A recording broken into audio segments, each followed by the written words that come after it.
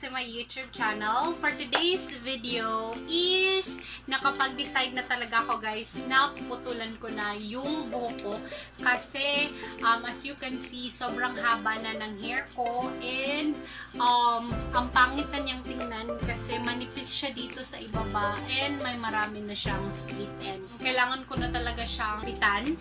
For anything else, before ako mag-start is gusto ko lang din na i-share sa inyo yung nabili ko na fairy light sa Shopee. Sobrang ganda niya guys and sobrang haba niya. Remote siya and may 8 siya na different light or kung paano siya nagla-light.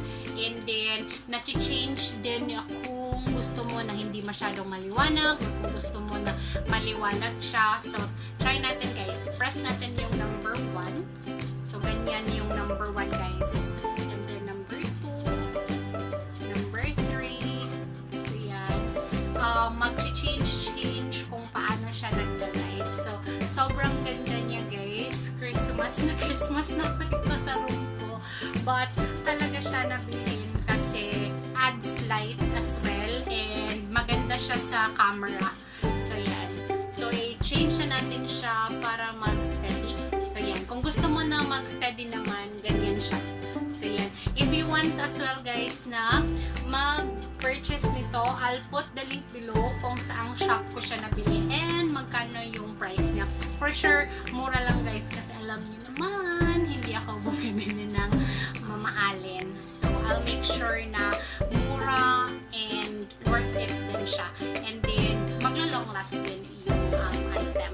So, and guys, kayo nakapag-subscribe sa channel ko, don't hit the subscribe button and click the notification bell para updated kayo if may bago akong video.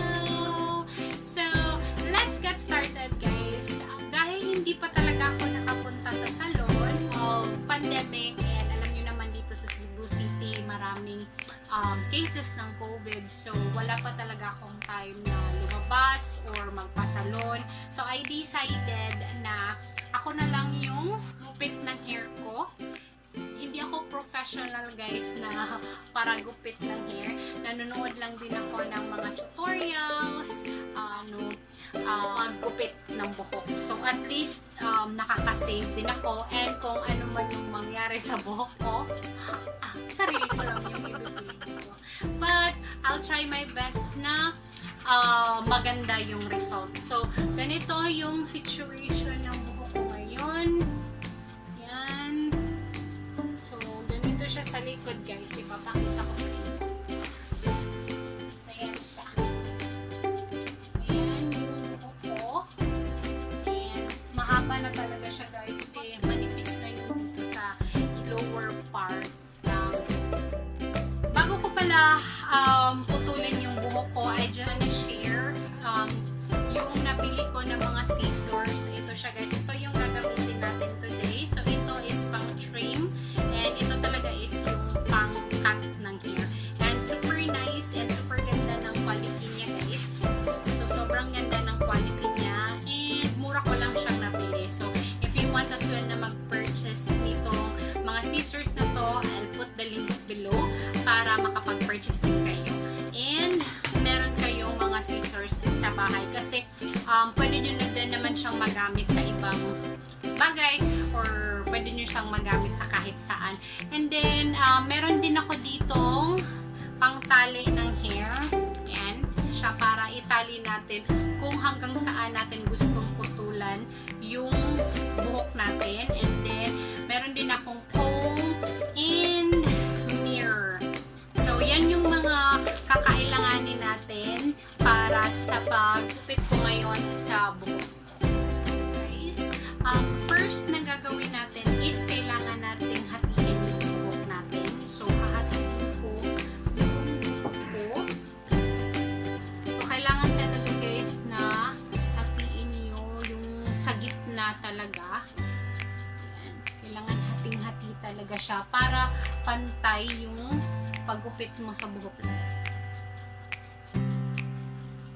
Ayan. Yan na siya guys. So, nahati ko na talaga siya or nahati ko na siya. Yan. And then, next guys is kailangan mo ding hatiin hanggang dito sa likod. So, yan. So, follow mo lang yung hinati mo dito sa front. Yan. So, yan na siya guys. And, kailangan tanggalin mo yung buhok na andito sa ilalim ng ears mo para pantay talaga siya. And then, yan. And then, next is, kailangan mo siyang lagyan nitong pangtali. So, yan na siya. And then, adjust mo na lang kung hanggang saan mo gustong putulin. So, yan. So, dito ko gustong putulin.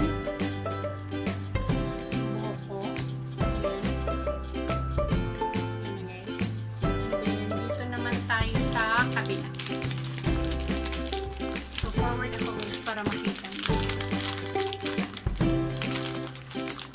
Pasensya na guys sa mga pimples ko. Ang dami na talaga nila. Ipantay lang natin guys. Pantay natin dito sa kabila.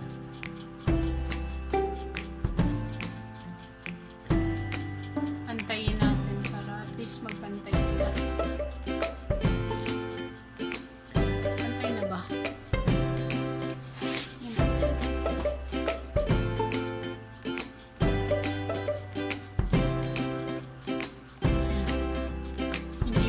So, kailangan yung ganituhin yung buhok nyo guys para malaman nyo if pantay na ba yung puputulan nyo na buhok. So, yan. So, pantay na siya guys. So, puputulan na natin siya. Yan. So, yan na. So, dito ako mag-start.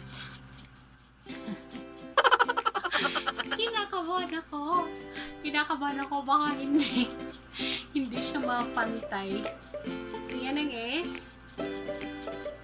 So, pantay na siya. So, gugupitan ko na. Kinakabahan talaga. Kinakabahan talaga ako guys. But, sige go. So, yan. I-down ko pa siya konti.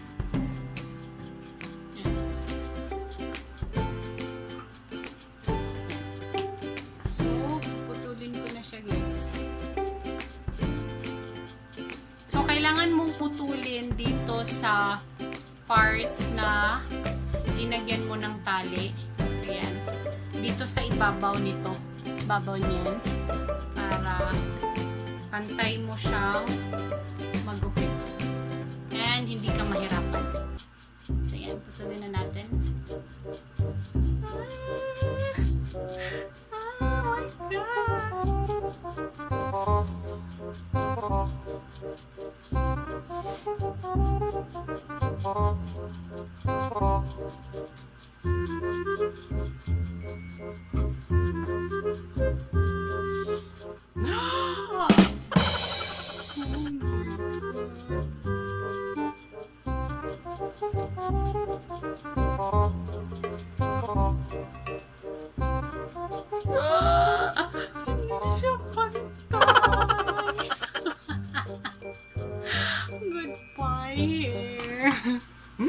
Tingnan nyo guys yung hair ko. Hindi pantay yung pagkagupit. And ito na siya guys. Wow! Tingnan nyo. Cut your own risk.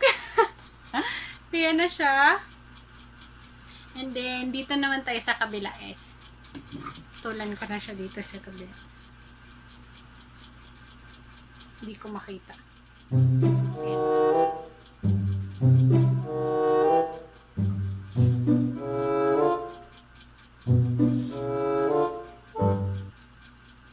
Kailangan yung i-hold ng maayos yung dito sa ilalim para hindi siya tumatakbo-takbo.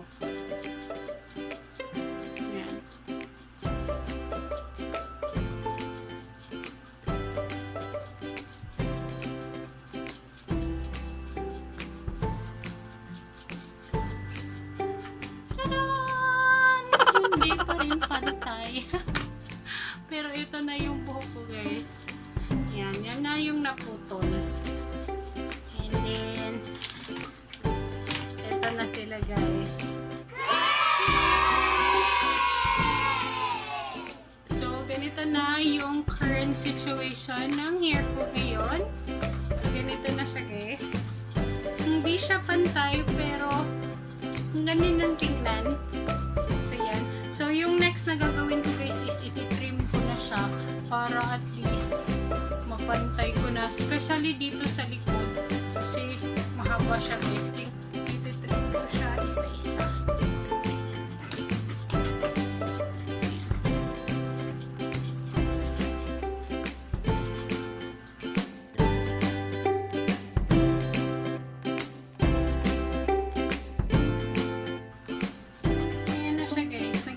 Bouncy na yung bouncy. Kahit hindi siya pantay, guys, but parang pantay na rin. Pantay ba? Hindi pa. Kasi mahaba dito sa likod. So, yan. Dito naman tayo sa kabila. Hatiin natin.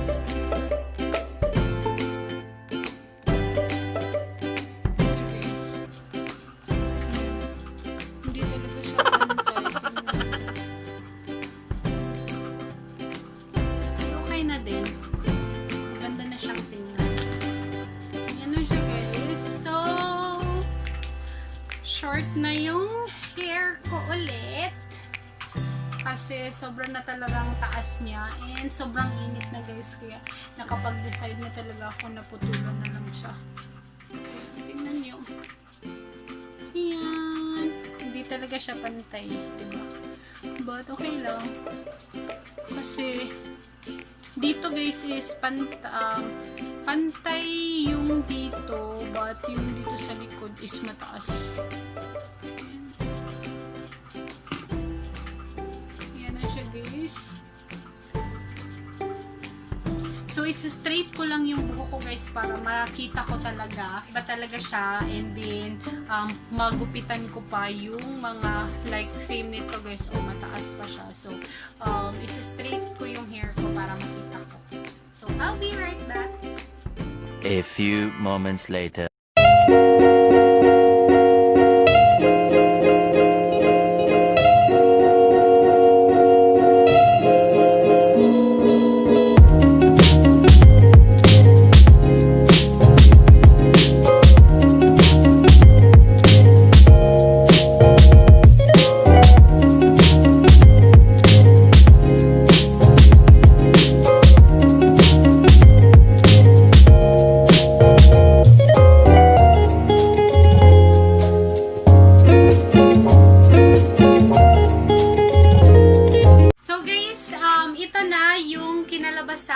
Ng ginupit natin na hair, and plinansya ko siya, guys, para mas makita ko talaga if pantay ba yung pagkagupit ng buhok ko. But as you can see, pantay naman siya, guys. May mga maliliit lang na kailangan ko pang ikat like this one, pero maganda na siya, guys. So plinansya ko siya para talagang makita ko yung result. So yan. So, yan na siya, guys.